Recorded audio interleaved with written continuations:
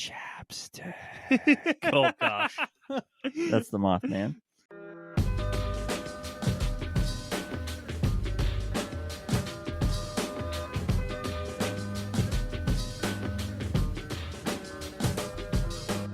Welcome to the knowHis.love podcast. I'm Father Michael.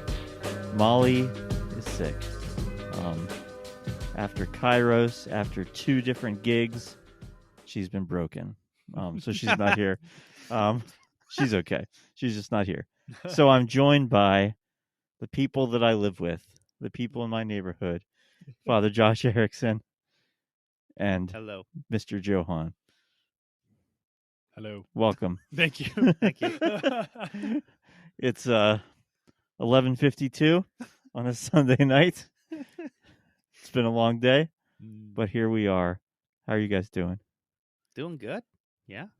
Doing good. Yeah? Just got back from that Hades Town show in Pittsburgh. That It was was a awesome. blast. Yeah. It was good. I'm feeling left out because I didn't get to go, but that's okay. But you got to celebrate football. That's true. Mm-hmm. I did. Good. Anyway, let's get into the business. We're when Molly suggests, she was like, I don't think I could do it. She has no voice. We're like, okay, what can we do? She said, well, male friendship is on the list, and we're all males and we're friends. Oh, good. I was real interested to see how that podcast would go with Molly in it, though. Just me and her. Yeah. Yeah.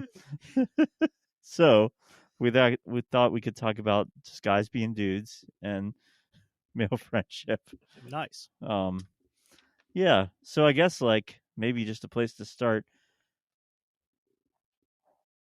You can tell we've thought this through ahead of time. It comes so naturally. It does. How about how has being friends with other guys been significant in your lives? Especially spiritually, but just in general of how you've, grown up, been a person, become the person that you are today. Any thoughts?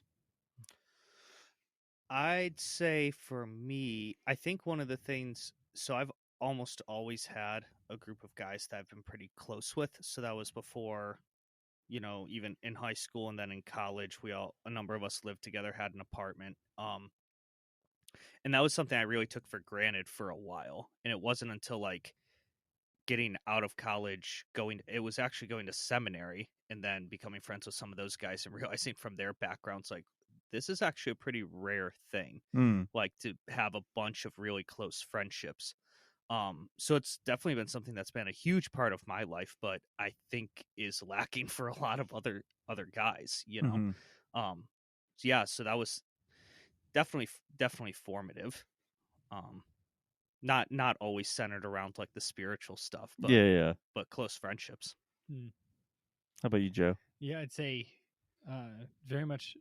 Well, just growing up, being really close to my brothers. It's 5 of us boys and 1 girl in the family. But then going to Franciscan, joining one of the male households, serving as a savior. That was, really helpful all through college. And it was a really kind of random group of guys, but a great experience of hearing different guys' stories and knowing that there were going to be guys it was harder to connect to, but that it was still worth trying and worth getting to know them, worth figuring out how to work with them sometimes too.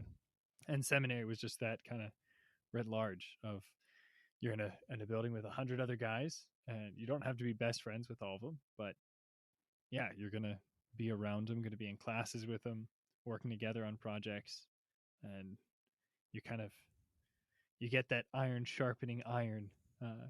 Some guys it's really easy to connect with, and some guys that, you figure out over a long time how to have patience and how to ask for forgiveness.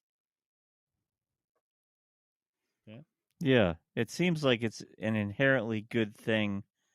Like I've had groups of friends where it's men and women, growing up all my life, especially in high school and college. That was like, just the way things are. But it seems really inherently good to have close friends that are also men.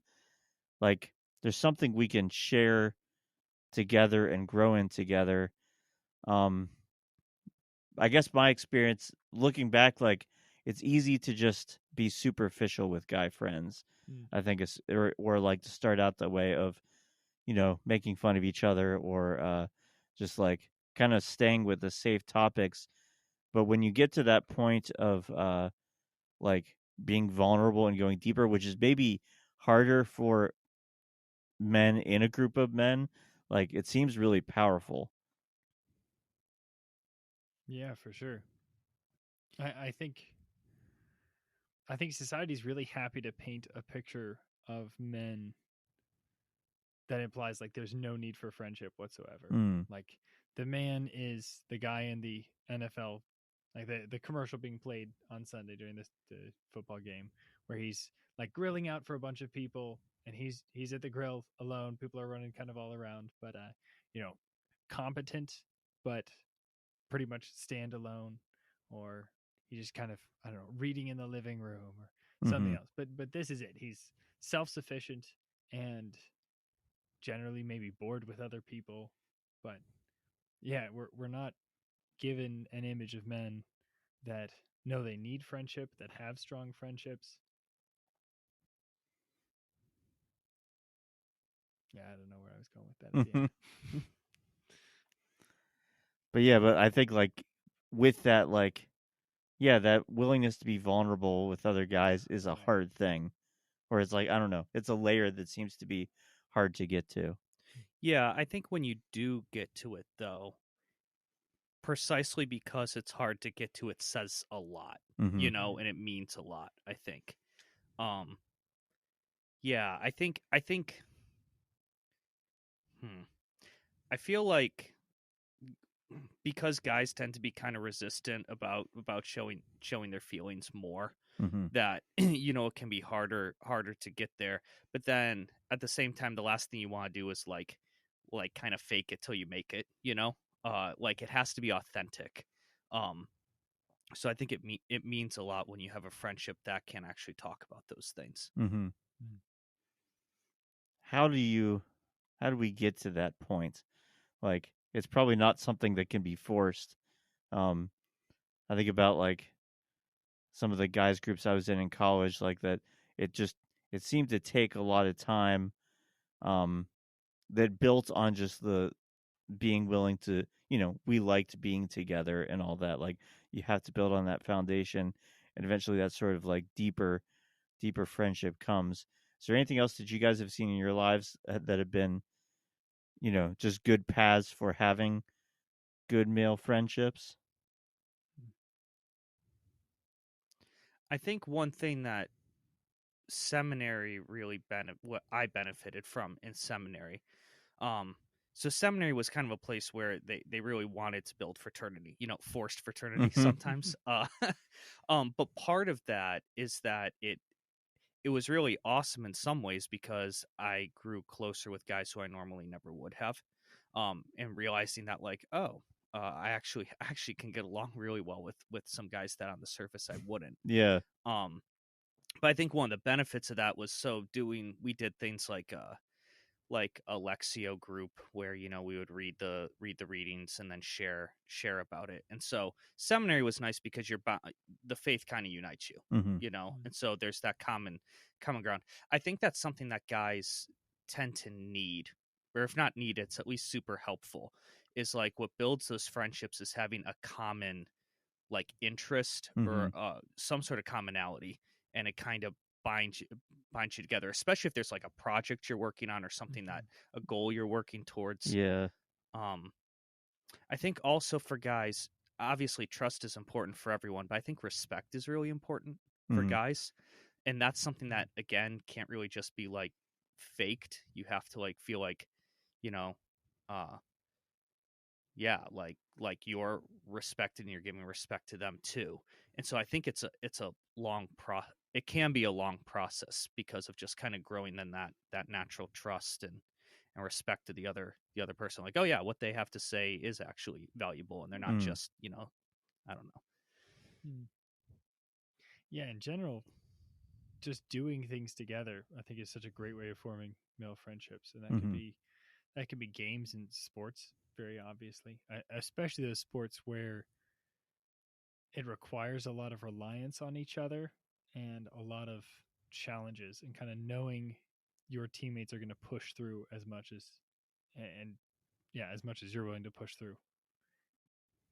But yeah, any kind of thing where you're working towards some kind of common goal or doing some kind of common activity, I think generally unites guys well, not just because they're so hesitant and kind of so reluctant. You have to trick them into it by doing the same thing. But exactly what you said, that like it's it's exactly that ground to kind of not just say, "Hey, I respect you," say, "Hey, I trust you," but like you have to trust him, you have to respect him. Yeah. Yeah, pull your weight. You paddle half of this canoe, man. Do Uh-huh. it. One of my favorite college memories is we did this like guys retreat, and so a bunch of us went to one of the guys' parents' house for an overnight, and it was like winter. It was like 17 degrees out overnight. We camped outside, which is ridiculous. But then my friend who put the thing together devised this obstacle course at like 5 in the morning. He woke us up and then handicapped us. So like things like, and this is very much the sort of mostly Protestant Christian community I was in college, but like if you struggled with lust lately, you were blindfolded. If you gossiped about somebody, you were gagged. Like, and I don't remember. Those are the two that stood out. And then we had to do all these obstacles. And like, one of them was like, get your whole group over this rope that was 5 feet up in the air. And like, some people couldn't use their hands. Um, and then the last thing was like, kind of like two teams, sort almost like a rugby sort of thing of like just trying to get past each other. Um, it was ridiculous. But coming out on the other side of it, it was like, yeah, we accomplished something. And it was hard, and it was like, it wasn't crazy serious, but it was like we did something that required all of us to commit to trusting each other, like you said. And I think things like that have always stood out to me. Even maybe the accidental ones you find in if you get lost somewhere or you have to deal with some challenge or some ridiculous situation.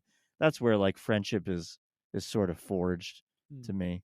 I think one awesome thing, just as you were talking, made me think of that, like with guys, I think that point of like, yeah, we accomplished something together. Mm-hmm.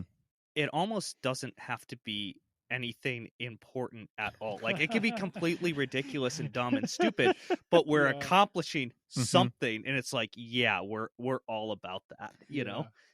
It's one of the best things where we did, so where a group of friends decides like we're doing this, we're all in on whatever this is, Yeah, even if it's really dumb. Yeah, that almost makes it better. I'm trying to think of a good Yeah, example true. of that. The counting game, maybe the one. No, it's not good podcast material. No, the counting game is where a group of people have to see how high they can count by randomly yelling out the next number. So like Joe could say 1, and then me and you would have to not say 2 at the same time to keep going. Oh, It's a fun game that like a 10-year-old girl taught a bunch of us once. But that's a good one where you just decide like we're doing this. We will hit 52. What have been some of your best? I feel like saying male bonding experience makes it weird, but like just like building that sort of friendship with other men. Two come to mind actually for me. Just over this last summer, the kayak trip down to Marietta. Me and 4 other guys, my brother, Colin and Connor Wright, and Horatio Gonzalez, we all decided we were going to kayak from Steubenville down to Marietta over about a week. And it was awesome. And, obviously that's a lot of kayaking. And How far is that? 106 miles, Mm-hmm. plus or minus a little. But yeah, and most of the days it was on the easier side. We were able to kind of stay with a priest, or a few different people put us up. But a couple days we were also camping, and it was kind of always a question every day of figuring out, okay, how are we gonna get food? I think one of my favorite things about it was we had to kind of ferry the cars, and so beginning of every day, another guy and we took care of the cars, and that would take about 40 minutes. And during that time, we'd drop everyone else off. The other 3 guys would be at the kayaks, and they would get them all ready, which meant making lunch beforehand, kind of putting everything in, the locks we'd need at the end of the day, ropes if we were passing through a dam, and I never saw it all week. I never saw it because I was just doing the cars. But every day I came back and it was just ready, and I love that experience of like, I did my side. You don't even get to see it, but you rely on it, and y'all did it. I don't even know how difficult it is. Maybe it's easy. Maybe it's more difficult than I see. Yeah, for real. Yeah. I think for me, and this is totally stereotypical, but probably one of the very first, like, most formative, like, guy bonding experiences was just training for soccer together and the misery that is running. But doing that at like because you do it as like a kid, for like, what is it, U12 or U14 or something, and it's not that serious. But then at high school level, like, really hurting, and but being in that together with all those other guys. And actually, it's funny because that group I was talking about that was like close in high school, and then we hung out in college. That was probably one of the biggest things that formed a lot of those friendships, playing soccer together. So that's definitely one of the most formative ones for me. I think about the fact that, like, Jesus, for a huge chunk of his ministry, was just wandering the countryside with this group of guy friends. Let's do it. I once saw that as like a meme on Facebook. The miracle of Jesus nobody talks about is that he was a man in his 30s and had 12 close friends. Yeah. And like, they're just like sleeping outside and stuff and walking a ton. Like, I don't know, it's kind of like a silent part. Like, we hear about what happened along the way, but there had to be all these just, non-scriptural moments of them talking and spending time together, or just like sitting around a campfire, which is, I think, one of the best experiences there is to build friendships. Oh yeah. Yeah. Yeah, so it's not a bad thing. What's crazy too, just thinking of it, mentioning that, like, Jesus rises from the dead, and then eventually they all get sent out on mission. You got to think they probably missed their friendships with each other. Yeah.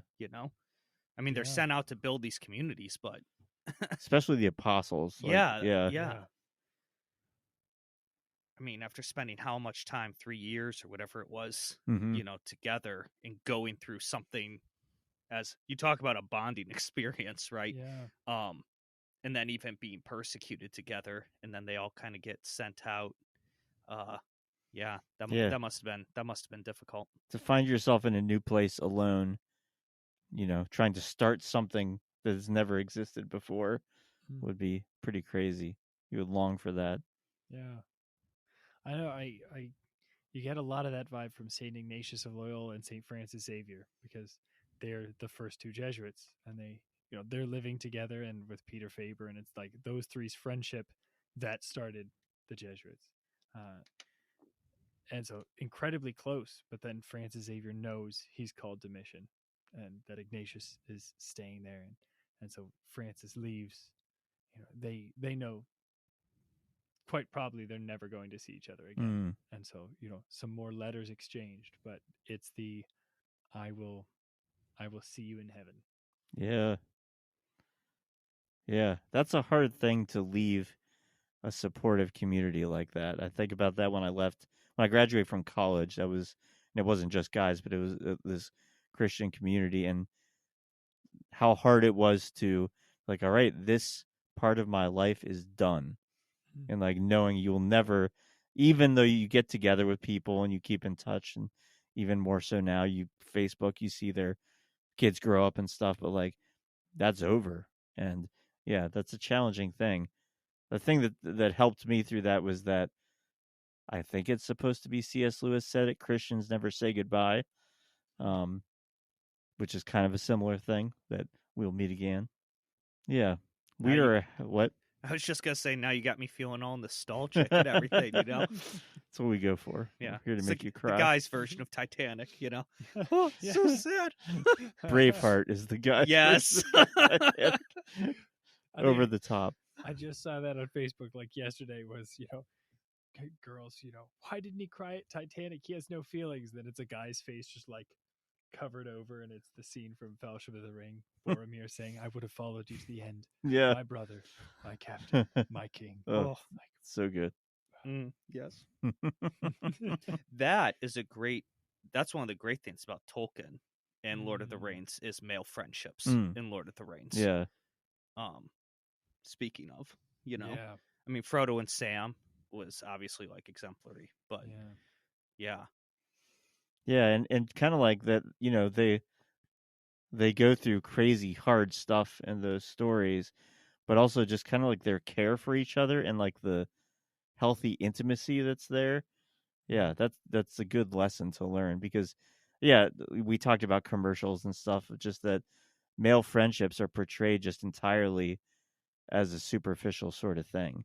And to be too vulnerable, too intimate is weird or weak or something like that. Yeah. Well, I think there's a natural tendency to not want to show your weaknesses to other guys, probably because ever since you were how little, you tend to get mocked for them. But when you get to that level of friendship, you actually realize, no, this is a brother who can lift you up. If he knows your weaknesses, he can help provide some strength instead of just like hammering them. Yeah. It's weird that so much of male friendships. So I just came back from about 2 hours of driving with 4 teenage boys as we went to and from this musical. Like so much of maybe young male friendship is like mocking each other. And at some point like there's a trust there of like I can make fun of you and it's okay.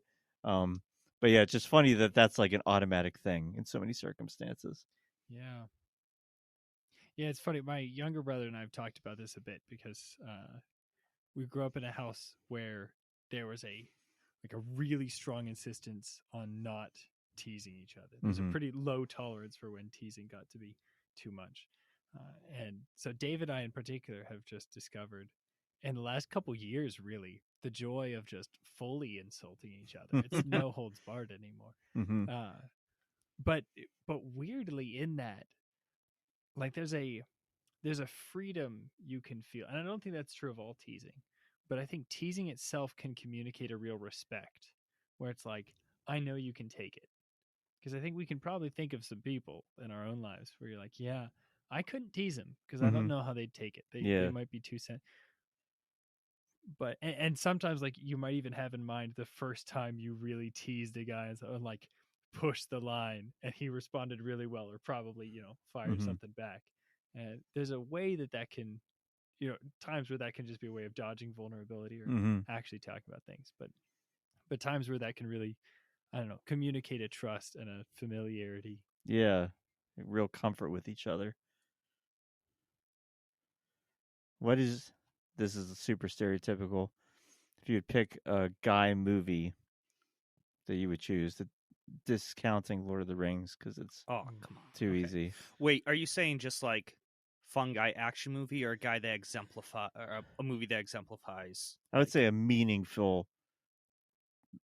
guy movie, whatever that means. That it has powerful values and kind of something you aspire to.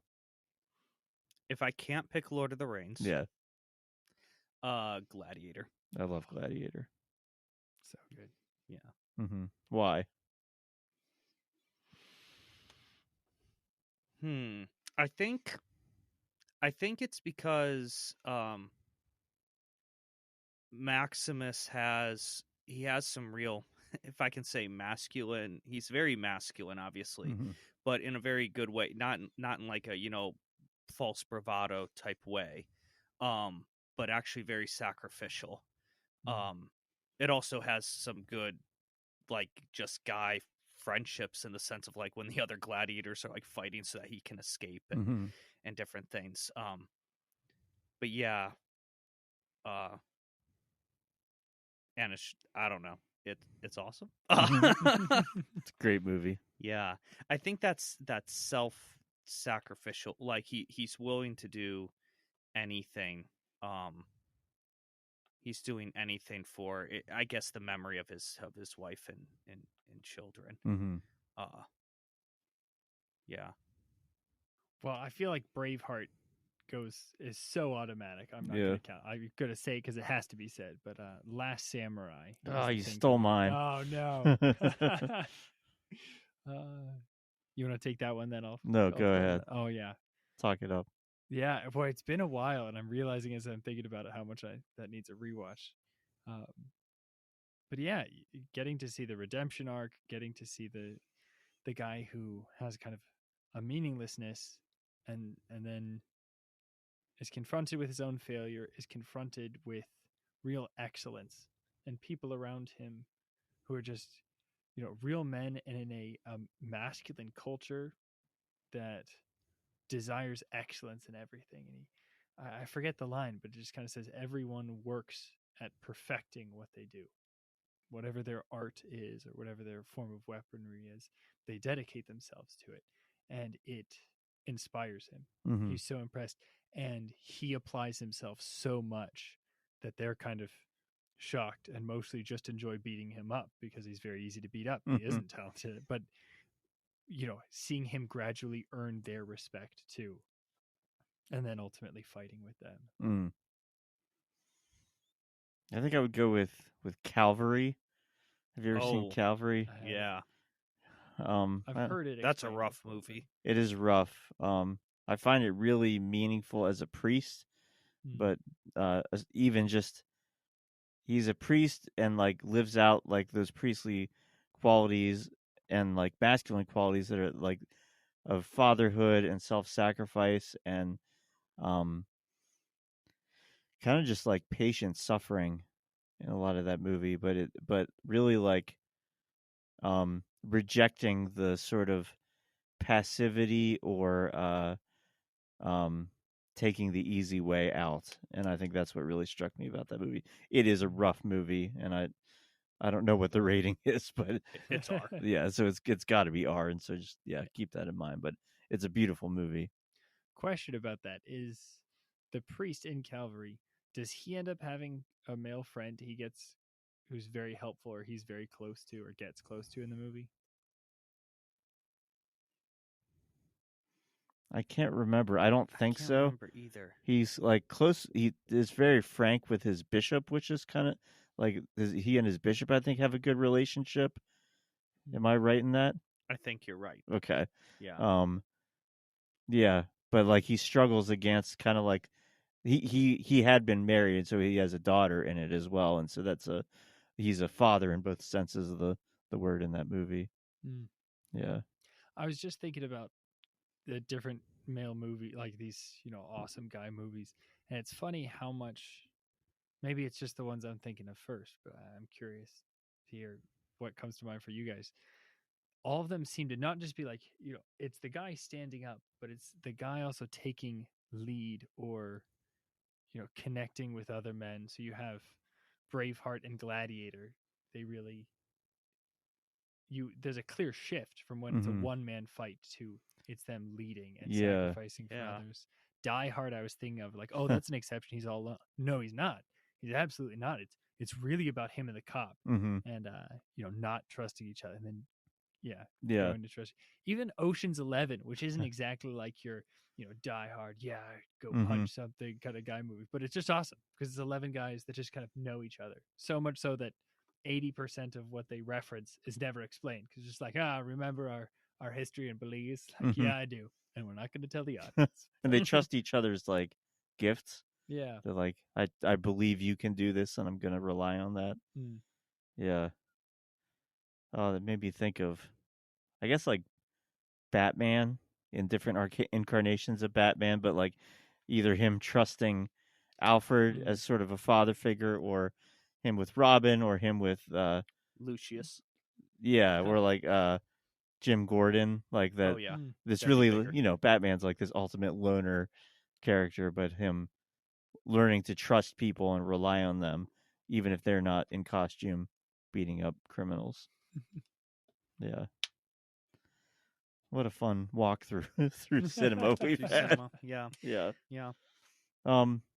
Yeah, so this was a topic I wasn't sure where to go, but I think it, if anything, it should tell men who listen just that, like, that male friendship should be more, can be more than superficial and more than just um yeah, I guess staying at the surface and not being willing to be vulnerable, but like actually supporting each other and fighting for each other. And so yeah, don't be afraid to go deeper in that. Um, so yeah, maybe we could just go into our how has God loved you lately? Anybody want to volunteer to to go first? Do you have anything in mind already? I'll go. Father Josh, go for it. Okay, so we just got back. What was it? Tuesday Mm-hmm. from my first ever Kairos retreat, and it was awesome. And there were so many things about it. Seeing God work in a number of the high schoolers' lives, seeing God work through the student leaders, but then, and I know we've talked about this before, it's like, you do ministry and you feel like you're ministered to, like, Mm-hmm. most of the time, which is great. So a lot of receiving God's love in a lot of different ways and seeing it throughout that whole experience. That's just been huge Yeah. and been great. Nice. Awesome. Yeah, I'd say actually this week and honestly last week too, were kind of intense because we had some problems. We're kind of getting ready to announce the spring musical, and there were a bunch of different difficulties that came up kind of out of nowhere after we thought we were in such a good place, and so it was really stressful last week and a little bit this week, and so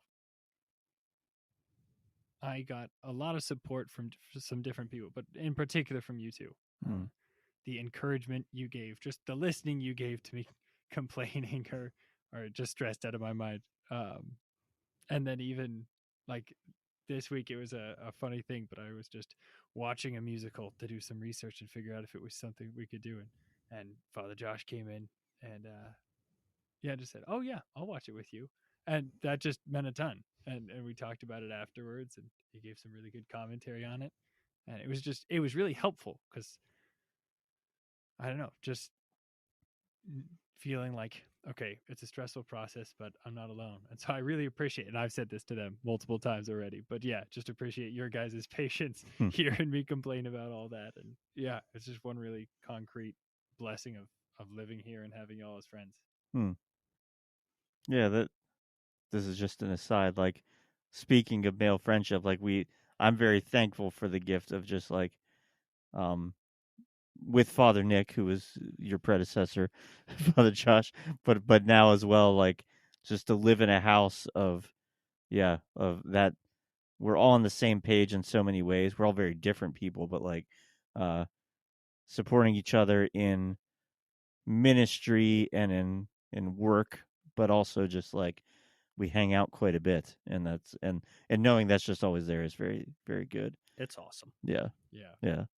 I'd say a specific thing for me. We just came back from seeing Hades Town. This is a musical. I've heard it many times and seen illegal YouTube versions of it, but see, I like it's been like years since I've seen something like that on like live in person on stage, and it was just so moving to see music and art and all that. Like, yeah, it's an incredible gift, and even just the fact that we live so close to Pittsburgh and can go to something that good so easily, and to see the kids like loving it, like just to Yeah. see how excited they got by seeing something. And yeah, for anybody that says, "Oh, they're just on their phones all the time," it's great to see kids just like diving into something beautiful.